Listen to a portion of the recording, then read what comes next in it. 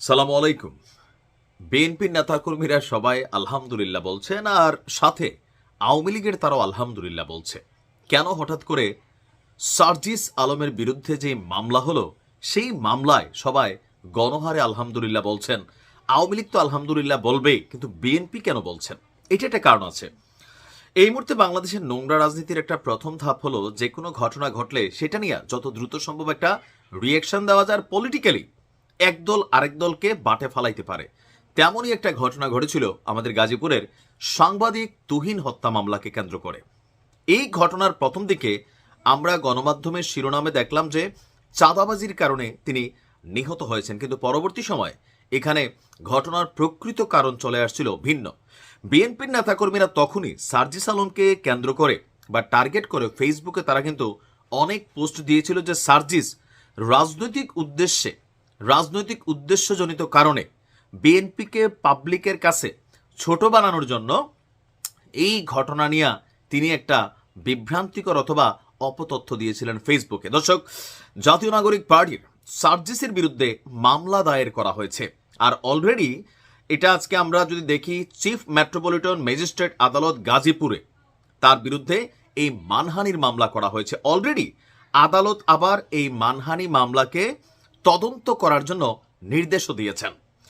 সম্প্রতি গাজীপুরে সাংবাদিক তুহিন হত্যার ঘটনায় বিএনপিকে জড়িয়ে অপপ্রচার চালানোর অভিযোগে বাসন থানা বিএনপির সভাপতি তানভীর সিরাজ এই মামলা দায়ের করেন। মামলার আবেদনে মানহানির জন্য ক্ষতিপূরণ চাওয়া হয়েছে। বাদীর দাবি, অপরাধী চক্রের ভিডিও ধারণ করায় সাংবাদিক তুহিনকে নির্মমভাবে হত্যা করা হয়েছে, কিন্তু এনসিপি নেতা সার্জিস আলম না জেনেই ফেসবুকে এই ঘটনায় বিএনপিকে জড়িয়ে নানান অপপ্রচার চালিয়েছেন, যা দলটির ভাবমূর্তি নষ্ট করেছে। এরই মধ্যে জিএমপি কমিশনার, মানে গাজীপুরের যিনি মেট্রোপলিটন পুলিশ অফিসার আছেন, তিনি এই হত্যাকাণ্ডের মূল রহস্য উদ্ঘাটন করেছেন, যেখানে রাজনৈতিক কোনো সংশ্লিষ্টতা পাওয়া যায়নি বলে আপনার বাদীর দাবি। তাই দলের নির্দেশনা অনুযায়ী আমি বাদী হয়ে মামলাটি রুজু করেছি। এখন এইখানে ওনার এই শব্দগত একটা ইস্যু আছে, দলের নির্দেশনা অনুযায়ী, তার মানে বিএনপির নির্দেশনা অনুযায়ী তিনি কি মামলাটা করছেন? আমার যদি বুঝতে ভুল না হয়।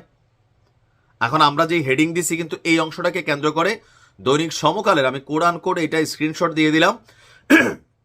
তিনি বলছেন যে দলের নির্দেশনা অনুযায়ী। তো এখন দলের নির্দেশনা বলতে বিএনপির নির্দেশনা অনুযায়ী গাজীপুর কোর্ট ইন্সপেক্টর আহসানুল্লাহ চৌধুরী, অতিরিক্ত চিফ মেট্রোপলিটন ম্যাজিস্ট্রেট আদালত 2 এর বিচারক আলমগীর আল মামুনের বেঞ্চে মামলাটি শুনানি হয়েছে। শুনানি শেষে বিচারক মামলাটি আমলে নিয়ে সিআইডিকে তদন্তের নির্দেশ দেন, এবং কি এটা প্রমাণিত হবে, কেননা সার্জিস কিন্তু অরিজিনালি বিএনপিকে জড়িয়ে একটি স্টেটাস দিয়েছেন টেকনিক্যালি। এখন ওই মুহূর্তে আসল সত্যটা সামনে আসে নাই, যেহেতু সামনে নির্বাচন, বিএনপির বিরুদ্ধে নানান বক্তব্য আপনার এনসিপি কন্টিনিউ দিয়েই আসছে। তো সেই জায়গায় এটা যেহেতু একটা ভাইরাল ইস্যু ছিল, স্বাভাবিকভাবে চাঁদাবাজির ঘটনায় বিএনপিকে মেনশন করা বা টার্গেট করা সার্জিস কিন্তু বক্তব্য দিচ্ছে, এটা তার ফেসবুক পোস্টে আছে। সেই জায়গা থেকে অতি তাড়াহুড়ার মধ্যে এই কাজটা করছে, কিন্তু পরবর্তী সময় সারা বাংলাদেশের মানুষ আমরা দেখছি যে হত্যাকাণ্ডটার মূল মোটিভটা অন্য কিছু ছিল। সার্জিসের দুর্দিন কি শুরু হয়ে গেল? ভালো থাকুন। আসসালামু আলাইকুম।